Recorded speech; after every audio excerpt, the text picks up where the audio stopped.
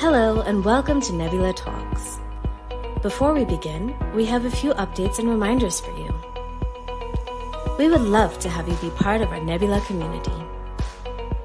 And you can do so by logging on to www.nbyula.com, where you can join communities related to your area of interest, register for upcoming Nbyula Talks, book one-to-one skylifts. Before we begin, we have a few updates and reminders for you.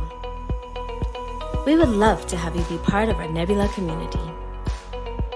And you can do so by logging on to www.nbyula.com, where you can join communities related to your area of interest, register for upcoming Nbyula Talks, book one-to-one skylifts, and view other upcoming events. You can also take this opportunity to connect with fellow learners or the speaker by sending a connection request. When you connect with the speaker, you will be able to contact them directly, as well as receive updates about their upcoming talks. Kindly note that during this session, you will not be able to switch on your camera or unmute your mic. To ask questions during the talk, go to the audience chat, type your question, and select Post Your Question. If your question has not been answered during the talk, you will be notified once it's been answered, or if your question has not been answered during the talk, you can go to www.nbyula.com and spin a quest, and your questions will be answered. Thank you for joining us today.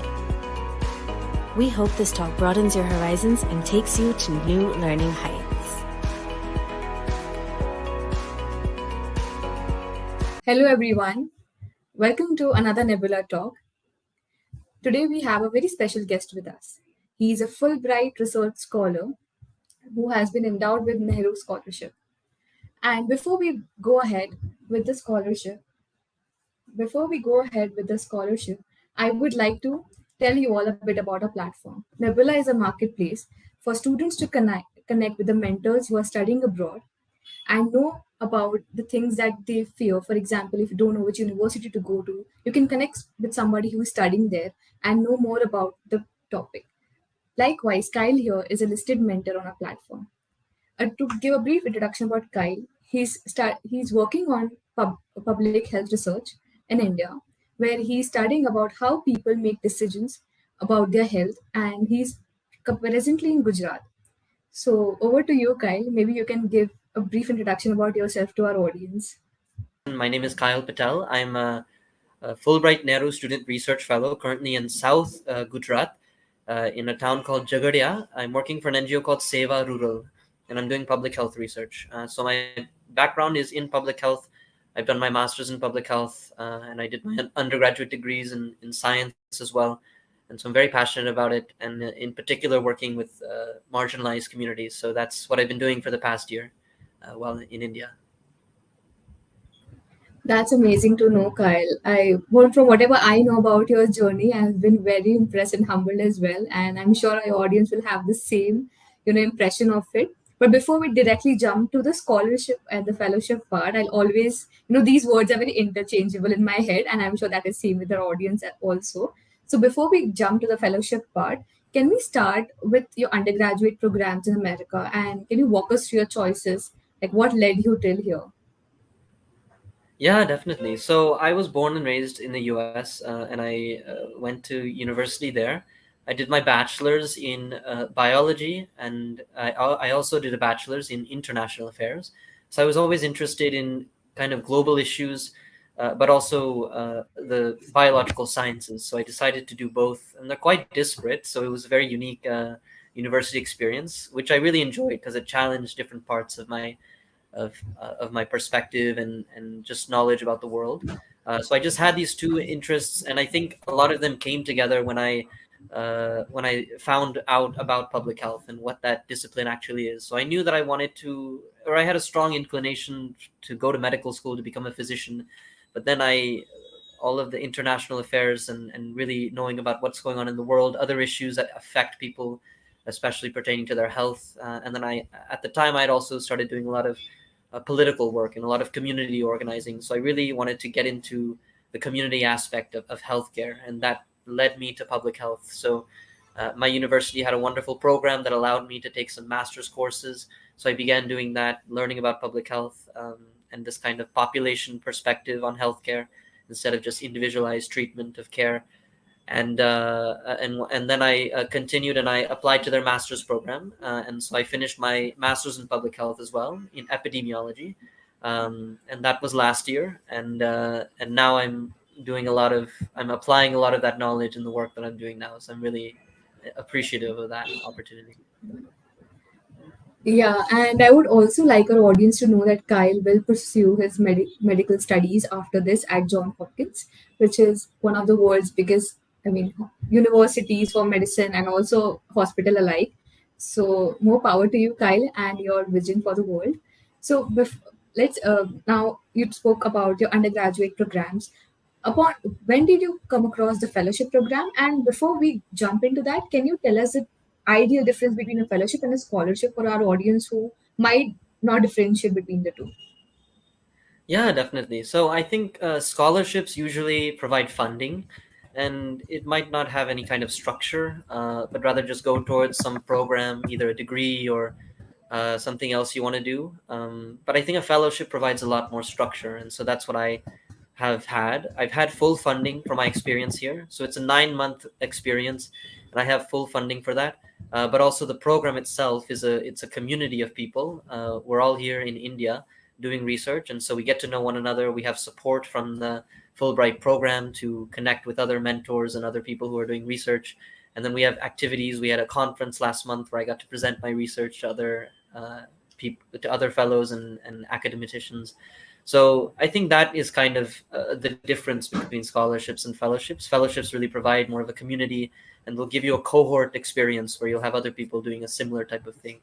So that's what I really appreciate that. So I've enjoyed my time. That's amazing to know. So, Kyle, can you tell us about the program that you selected? So, to my best understanding, there is a US to India program, and then there's India to US program, and you have selected the US to India one. How did you stumble upon it, and what did that journey look like? Yeah, definitely. So I found out about it through my undergraduate institution. It's quite popular, and a lot of people have interest in doing it. And so there was a pretty robust support for that already, and there were people I knew who had done it as well. So they kind of recommended it to me. My desire to pursue the fellowship came out of my desire to come to India. That was actually my priority. I am an Indian American. I was born and raised in the U.S., but I've only been to India twice before this. And so the last time I came, I really wanted to spend a long time here. So then I went out searching for opportunities that would let me do that. And this was the perfect program. It combined my academic interests with my personal interests in getting to know my own heritage and my culture more.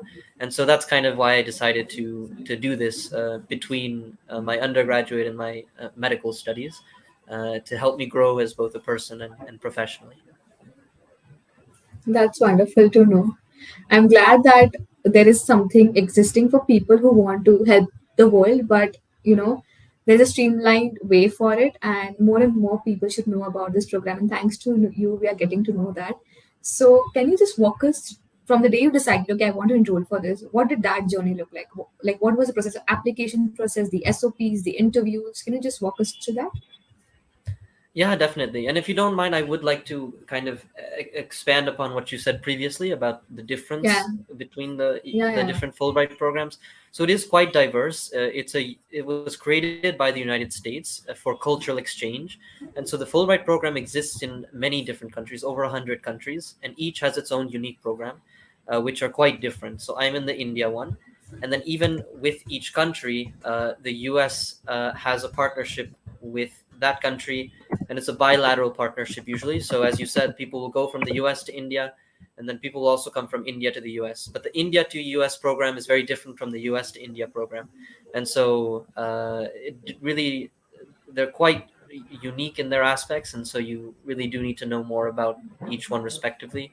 The India to US program is more focused on academic degrees, whereas the one I'm in now, US to India, it's more about research and just having the experience. So that's a big difference, I would like to say. So I'll talk more about my experience personally, and hopefully you can host another Nbyula talk about someone who's done India to US. But yeah, like you said, as to answer your question directly, the to apply to the program that I did, it requires three main components aside from the usual demographic, grades and things like that. One is that you have to identify the institution where you want to do your research, and that can be, when I was applying, it could either be a U.S. Sorry, not a U.S. a university, or some other academic institution, or it could be an NGO. And so I am working with an NGO right now. I think this year they changed it so that it's much more focused on academic institutions. So that might be a little bit more restricted now. But you find a place that you want to go that will host you, and they have to be willing to accept you in order for you to apply. And they'll have to write you a letter of affiliation in which they describe what kind of support they'll give you, what you will do there, why you would be successful there, those kinds of things. So you need a strong relationship with some kind of institution, firstly. Then after you develop that, you have to write a statement of grant purpose.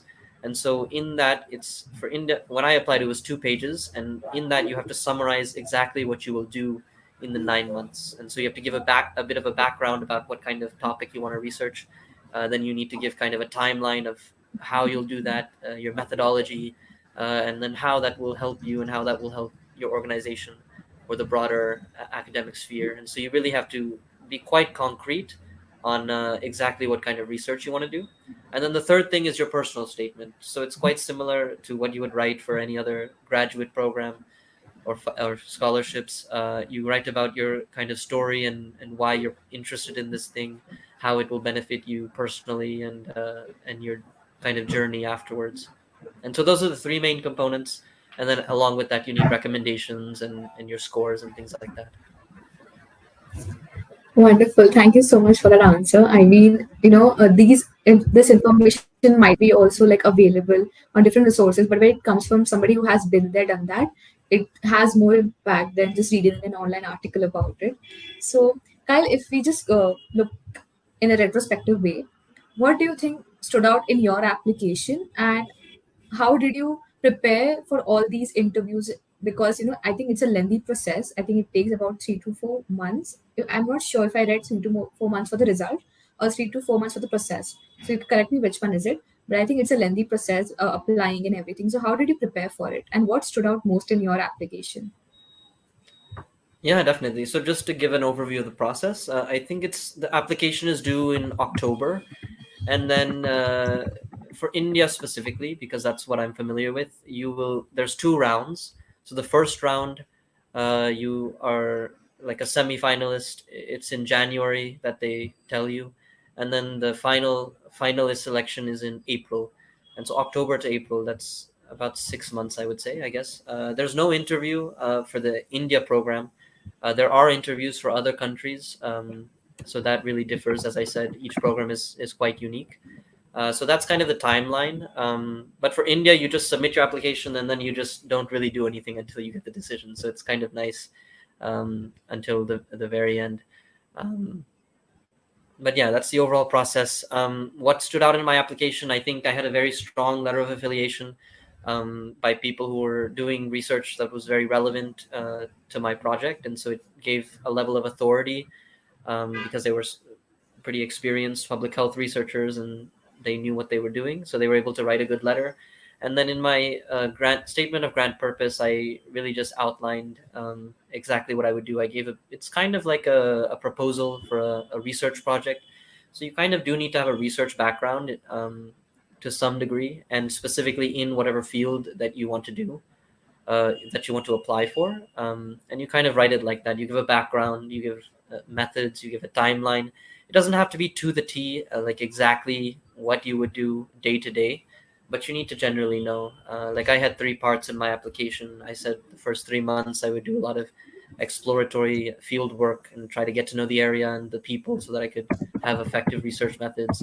Then I would develop my research methodology and I would conduct my experiments in the second, third, and then the last part I would analyze all of my data and I would communicate that through some kind of format. So you need to explain all of those things. You do have 2 pages, which is quite short, I would say, for all the stuff you have to say. but that's most of it. And I think I was just very clear about those things. And the examples I used, the work I wanted to do was based off of pretty new research in behavioral economics. Before I was going to use um, some, uh, I was going to base it off of microfinance, which is a more of an older discipline that has been studied for a while. So I think taking this newer approach with this kind of field that has emerged in the past decade or so in behavioral economics was quite helpful, because I was showing that I wanted to do novel things and really build upon this emerging new field that was happening. So I think those are the most of the things that kind of made my application stood out. While I was Yeah. researching about this fellowship, there was a person who wrote that the interview is the toughest part. Like they Okay. throw curveballs that you don't expect. So was that a similar experience for you? Did you face those jitters as well in your interview? And if you have some tips on how a person who is shy or cannot present themselves well, how did you practice for your interview? And I mean, you did everything right. That's why you got selected. So you can let us know. Yeah, yeah. Well, actually, I didn't have an interview because the US to India program doesn't have an interview. It's just an Okay. application based. So I think that was Okay. quite helpful. I don't know if I would have survived an interview because it does sound quite tough. Other countries do have Okay. interviews, so that's a bit different. But yeah, I'm sorry, I can't speak to that. No worries. If you have any tips just off your head from your peers, even that would work. But you can also always circle back on that. I mean, I can give a few tips. I did have to interview a lot for medical school, although that Yeah. is So quite maybe you can different.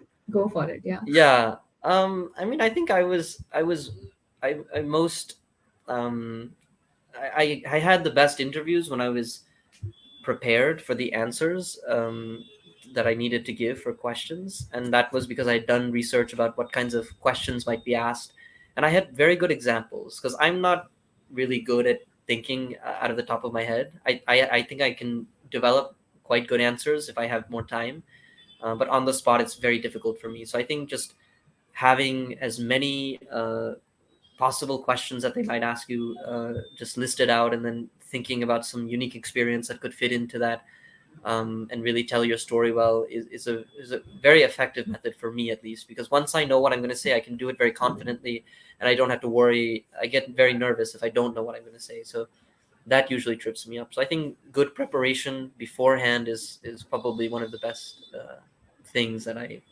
pieces of advice I would give. Right. So when we were discussing your journey, like you have done your BSc and your BA and then your masters, right? And you have been a student throughout your life, and you have done like several fellowship programs and internships. I think in government organizations as well in America. So do you think Mm. that experience stood out in your application? And also, if somebody has worked for 2 3 years after graduation, they worked on field for 2 3 years, and now they want to apply for the fellowship program, what difference would the experience make in the application?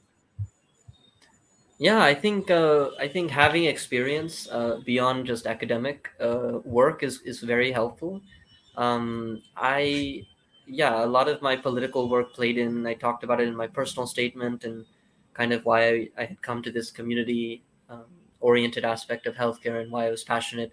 Because I'm working in an NGO that works in a very rural and tribal area of India. Now I have no experience doing that previously, so I can't say that my experience is based off of something I've done specifically to this context, but I could use a lot of the experiences that were similar in some regard, like my political organizing, particularly in areas that were underserved, and I was able to relate that to the work I would be doing now. So I think that was very helpful. Obviously, having work experience will give you a very diverse set of experiences and perspectives that you can talk about beyond just whatever you do in university, because that can be quite limited. So yeah, I would encourage anyone who wants to take time off or has taken off to definitely apply, because it's usually an asset for any kind of application. I agree. Like, I believe nothing goes to waste ever. Whatever you study, whatever you learn, everything adds up to something that you cannot see. Like you connect the dots at the end, right? So I think that Right.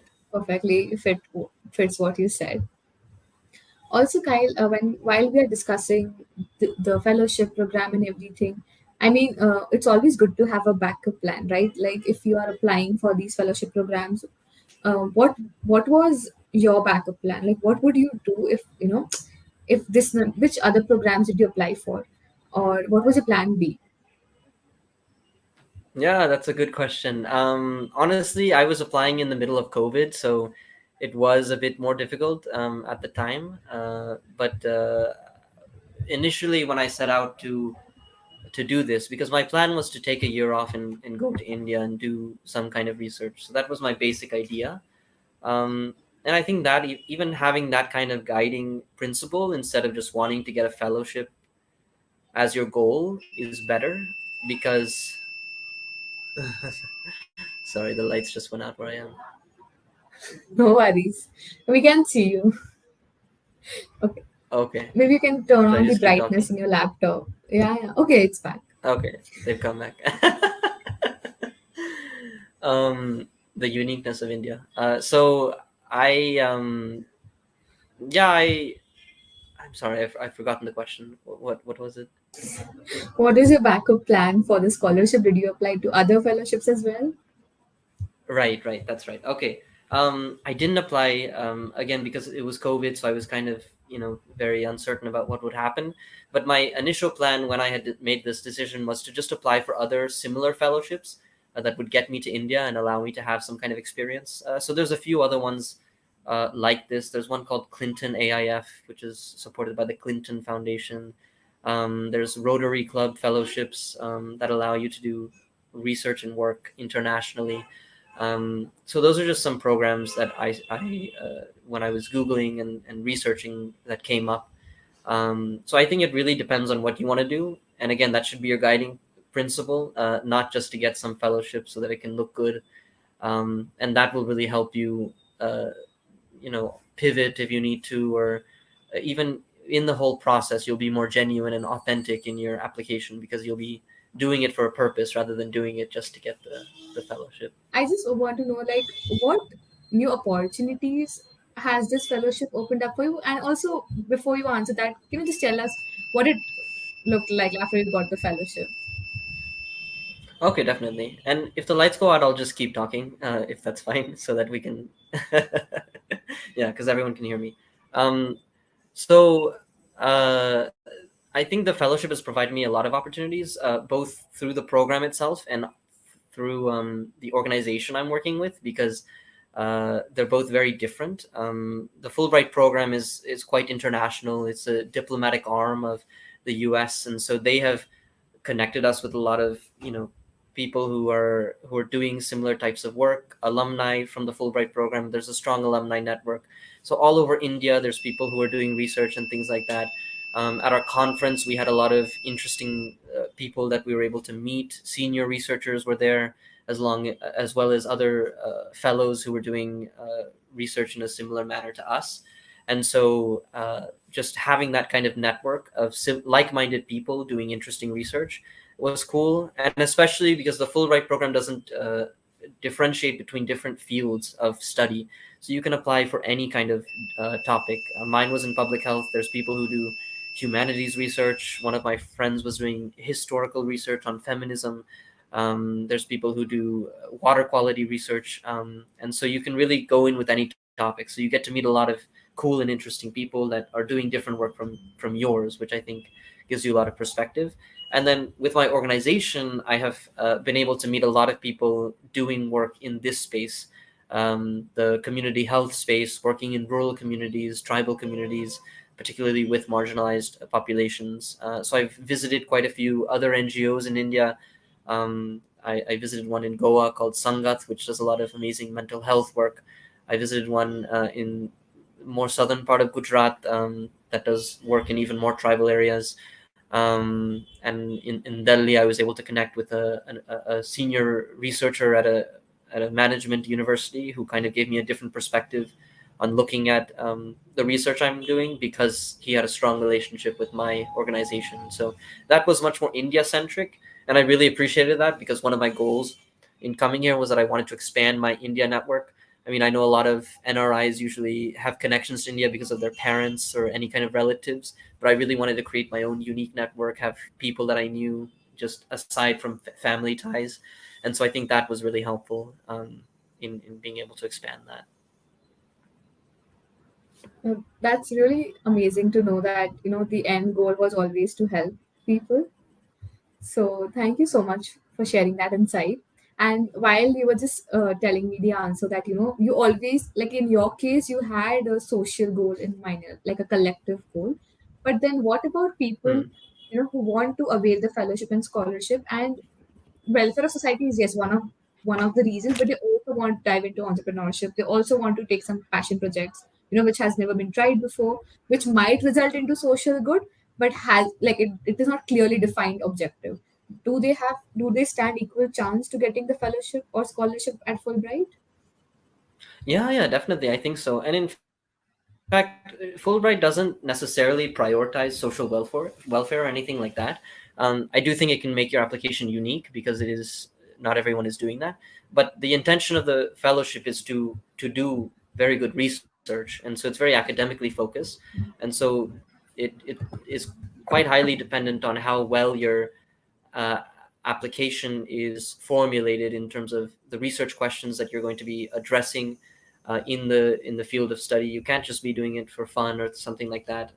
But if you have a very interesting topic that you're curious about, and you have experience with investigating how to understand that topic better, then they'll love that. And I think entrepreneurship falls within that. But it does have to be research focused, so you need to be doing something in that realm. But that can take many forms: qualitative, quantitative, interviewing people, or doing research in a laboratory setting. So it's very diverse. But the main thing that ties all of it together is that it's academic in nature and research oriented. Right. So after you got this, the fellowship, how it has opened new opportunities for you? Did the John Hopkins one also happen after that? Like, did it help you, like, giving more interviews? Did it bring in more offers for work? So did the Fulbright help with my future goals and medical school and things like that? You asked, right? Yeah. Yeah. So I definitely think so. I had gotten the fellowship while I was applying to medical school, or at the beginning of it at least, and so um, I was able to put it into my application that I was planning to do this research in India over the next year. And it really, I think, the name definitely does help. I mean, it's quite well known, and so that helped. But also being able to describe the kind of work I would be doing and how it was very relevant to my interests and things like that also was very helpful. So I think it definitely gives you a leg up in the future. And now when I meet people, when they've heard about it, they're very curious to understand what kinds of things I did. They find it very interesting, and so it's also a great way to connect with new people. Yeah, like one of us. I mean, we also got in touch with you while we were searching about Fulbright scholars and fellows. Yeah. So, Kyle, if Exactly. you can just give an overview of how I mean, you just told me that your 9 months of research experience is ending soon. How has it been Yes. for you coming to India, the research, and also, does the fellowship program give you a mentor for the entire 9 months? Like, if you had some problems, whom did you, like, go to, like, get them solved? Yeah. So I'm sorry. What was the first part of your question before the How was your mentor? experience? How was your experience for How the was my research in experience? India? Yeah. Okay, definitely. I mean, my experience was amazing. It's nothing like I've done before, and I think I got everything I came here for and even more. And so it was extremely fulfilling for me personally and professionally. I think I did learn a lot of things, and I was just able to apply a lot of the things I had learned, especially in my program, which I appreciated. So that was very cool. Um, 9 months is a very long time to be somewhere else in another part of the world. So it definitely takes adjusting, and you have to be willing to adapt and change. But I don't think you'd be applying if you didn't know that. So I would just say it's a journey that you won't forget in your future. So I'm deeply grateful for it. And the second thing, if they provide a mentor, Fulbright doesn't provide you a mentor. They have staff who are very readily available to help you. That's more with logistical things, like if it's concerned to legal issues or traveling or things like that. They're very responsive. They're very happy to help you. Your day-to-day mentorship and things like that is more supposed to come from your host organization, but they don't do any. At least here, they don't. The Fulbright program doesn't do a lot of oversight of that. So that's kind of dependent on you when you find your host institution. You kind of are in charge of doing your due diligence and making sure that whoever you're going to be hosted by is willing to help you, that they know how much help you might need and how much guidance you might need. And it can be quite different. Like, I have received very active mentorship. I talk to my mentor almost every day. I work side by side with him, which I really appreciated. One of my friends who's doing her fellowship, she's affiliated with a very big university, and so she often finds it difficult to talk to her host mentor and really get more of the day-to-day support that she needs. So I think if you're clear about that from the beginning, it helps. I think also the size of the institution and who your mentor is supposed to be makes a big difference. But I would be happy to, talk to people afterwards when they're actually looking for mentors and things like that, to figure out what kind of setting would work best for the kind of work they want to do, because it is quite contextual. Right. And just coming back to the mentor question, like you said, your university was, really helpful in for you to figure out that, something like this even exists in the world. Like I Yes. personally didn't know about it before I read about your program and everything. So, and it's Okay. very humbling to know like people do take initiatives and there are governments funding such projects to encourage people to try take up new projects in the world and make world a better place. So for Right. example, if somebody doesn't have a mentor, he doesn't know whom to approach, how do you suggest for them to like find a mentor, and how will it change their journey ahead if they get a mentor early ahead? Yeah, that's a good question. And I should have mentioned, actually, I had a so all of what I said was during my Fulbright experience. Before, when I was applying, like you mentioned, I had a very good mentor who had done a Fulbright in India, and so it was very helpful to have his insights throughout the entire process, and kind of review a lot of my things and help me do the things I mentioned: identify a host institution, writing the statement. And then my university itself, we had a Fulbright program coordinator. And so a lot of universities will have this. So I would say the first thing to do is to figure out who it is at your university that is the person in charge of helping people with applying to Fulbright, because most universities will have them. If they don't have that kind of linkage, they'll probably be able to connect you with some other university that does. But to my knowledge, most universities have some kind of scholarships office or something like that. So you can always start there. I think that's the best place. And then identifying an actual mentor who can give you guidance through it. Um, that would probably, again, be best at your undergraduate institution. You can find alumni who have done this program before, or maybe alumni who know someone, and that will be a very easy and quick connection. LinkedIn is always a good place. If you find someone who has something in common with you in particular, who has done this program, that will be quite helpful as well. So I'd say those are the main things. That's amazing to know. And we have a couple of questions in the chat box as well. So I would like to address them first and we can always come back to a conversation. So, does Okay. your GPA or your college grades matter when you are applying for these fellowships and scholarships?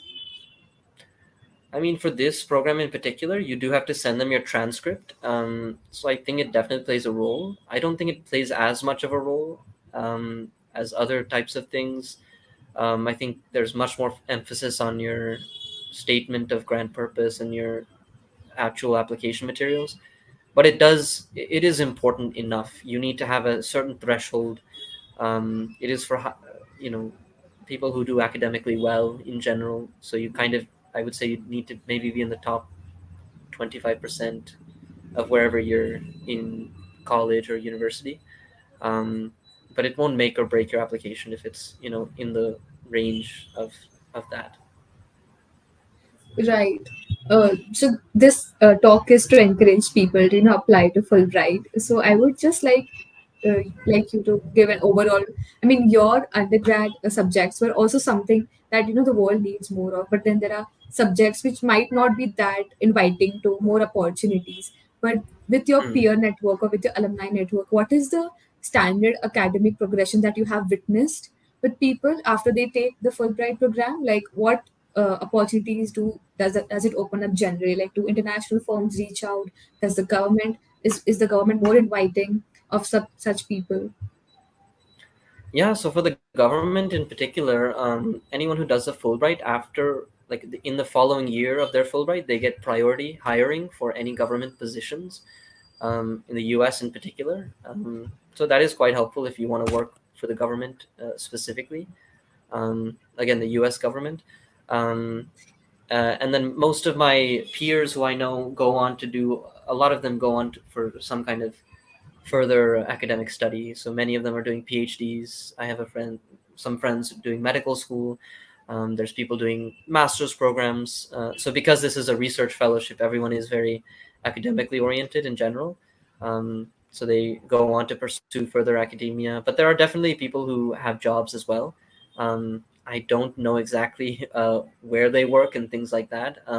But I do know that Fulbright is seen as something that's valuable when you're applying to companies and things like that.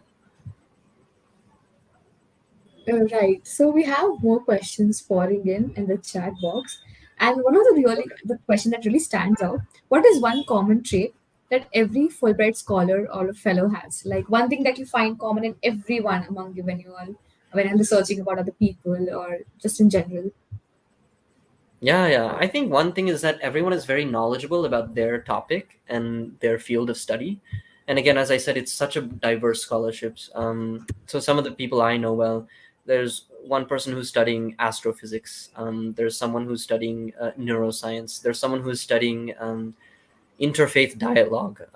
And so it's a very broad array of things, but everyone, when they present their research and even before that, they have a very strong grasp of what it is that the discipline that they're studying, and why they're studying that thing, why they're interested in it, and the kind of methods that go along with that. My friend who's a neuroscientist, she works in a lab, and so she has a very different experience than my other friends who are interviewing people at youth camps and things like that. So it definitely makes a difference, what field of study you're in. But everyone, from what I've seen, has a strong passion and also just knowledge for their field.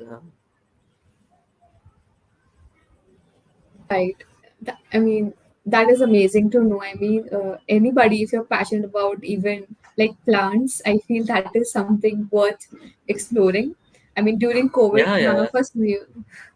I mean, anything that you are interested in during COVID, environmental studies like became such a big deal that nobody, paid attention to before that. So, I mean, more power to everyone who has found a niche and wants to pursue further in it. Exactly. I agree. Yeah. So I have another question from the chat box, and as well as like a personal question that when I was researching about this program and I like referred one of the interviews, like I know you didn't have an interview, but the person who got rejected said that I was asked whether I have written any blogs or papers regarding my topic, and before I applied to the program, was it the same case with you? Like, did writing help? Did publications or everything like that, or having an online blog dedicated to your niche, does it help more to get noticed by the um, you know people at Fulbright? I wouldn't. I don't think a blog No, not a would blog, necessarily, obviously. Yeah. because yeah. Well, I mean, no, a blog is, they can be quite interesting and good bodies of work. But for this specific fellowship, there's no place to even like submit something like that, or show it. So that wouldn't be as relevant. If you have published papers and presentations at conferences or things like that, you can definitely include that stuff. And I think that in general helps you with any kind of research position. I will say that personally, I didn't have any of that. I didn't have any publications. I didn't have any conference presentations that I included, at least. So for me, it all went well without any of those things. So I think if you have them, then you'll have even better chances. But it's not a necessity, so you shouldn't be fearful if you don't. Right. Do you need a sip of water? Because I think you've been talking since like quite a Yeah, while, that would and be was helpful. yeah, No, but I'm enjoying the conversation. It's very interesting. yeah. I mean, it is something that a lot of people want to know about, and I know when this video goes on YouTube and other platforms, they will be very much interested to know like how your journey went. And we still have like couple of more questions before we let Okay. you go. So, like the question is, how long did it take right from discovering the program till you got selected? Like what how many months did it take for you, so that all the students who want to plan to apply, like what should be the timeline they should keep in their head? Yeah. So for me, so different universities have different processes. My university, uh,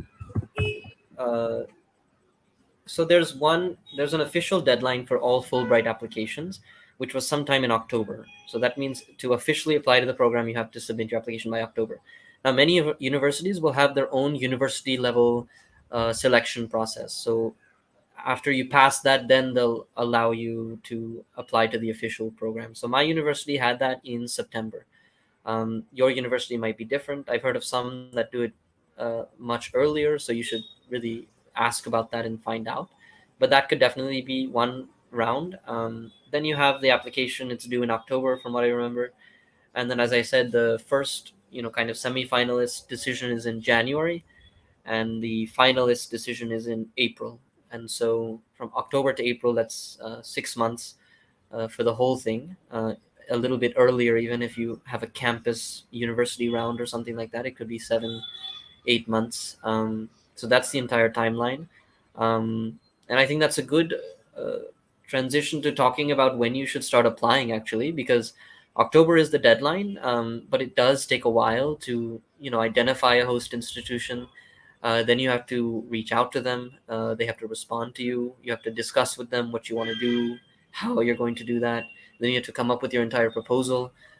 So that all takes a few months. I would say you should leave a good amount of room for that. Maybe 3 months would be good. I kind of squeezed it in a little bit too tight. It was maybe 1.5 months that I tried to find a host and then write my statement.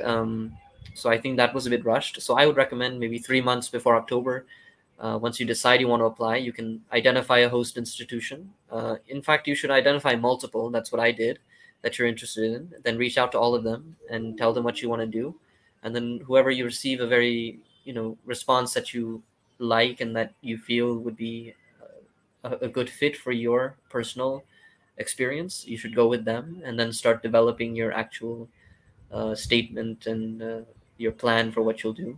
And so that's exactly what I did, and that was very helpful because I filtered. I had also looked at some academic institutions like the Indian Institute of Public Health, which is a pretty big university, and then this NGO is quite different. It's entirely non. It's not a university setting at all, and so there were pros and cons to both. But based on my talks with the people there and kind of the response I received, I was able to figure out which one would be a better fit for me. So I would say leave a good amount of time to kind of do that. Just to give a ballpark figure, I would say 6 months, like when before the application actually like begins, and like or the deadline to get your SOPs in place, you get your letter of recommendations in place. Also, this letter of recommendations help here as well, because I believe they play a huge role when you're applying to universities in general. Yeah, definitely. So you do need letters of recommendation, and I think similar in the same thread of GPA and things like that. It's an important factor. They should be good, but they don't make or break your application, in my opinion. They'll as long as they're quite good and standard, they'll be helpful. And then most of it is after that dependent on your application and your statement of grant purpose. And what you said before, 6 months before the October deadline, If you start 6 months in advance, that's very good on you. I'd be happy I'd be impressed by that. I would say 3 months is a reasonable time to try to start getting things in place. But yeah, anything more than that would definitely be beneficial to you. Okay, so I think we're about to like reach to the end of the session. So I just have like a personal question and also something like from curiosity point of view. So what are the plans for the future now? How do you want to how are you going to use the experience you had here in the US again? And I know you're going to be studying at like John Hopkins, but still. Yeah. So I think my work has just strengthened my desire to practice medicine with a much more public health focus. And now I kind of know what that looks like because our NGO has a lot of doctors, but the way that they use community health, active outreach into the villages, running these community health programs, doing surveillance, monitoring of healthcare conditions, that's much more, that's much different, I would say, than the typical, going to a doctor, working as a doctor in a clinic. Some patient comes to you, you see them, you go home, and then you come back the next day, you see the next patient. So I think it's given me a lot of knowledge about what I can do beyond just that clinical practice, which I really appreciate. So I'm hoping to continue working with the organization that I'm working with now, maybe on future research projects, things like that. I'm definitely hoping to come back to India as soon as I can. Before this, I had been gone for too long, and I won't make that mistake again. So hopefully, at least maybe within the next 2 years, I can come back. Um, and yeah, beyond that, I think I'm gonna continue practicing my Gujarati, which has become a lot better, which I appreciate. So those are the main I'll help you in things. Would love to. that. Yeah. So I think we have exhausted all questions. I mean, there was a question regarding how to write an effective SOP, but I think we have shared it during the session only. That just be you and practice and get it reviewed by someone who has already been there, done that. Just to summarize the answer. Yeah. I think you're right. Okay.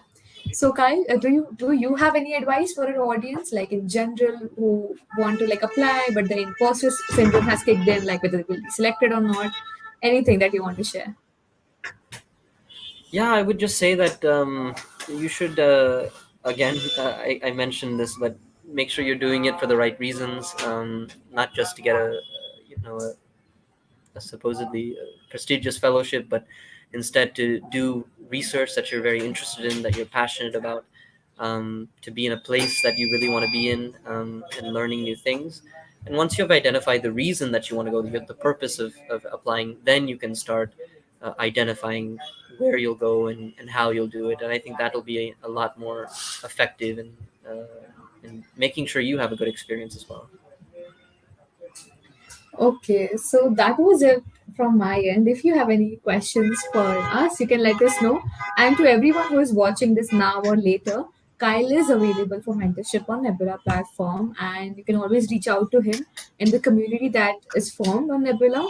And I just want to express gratitude to Kyle for coming on board and in all the circumstances. Like, I think we have seen everything throughout this talk. The lights are going off.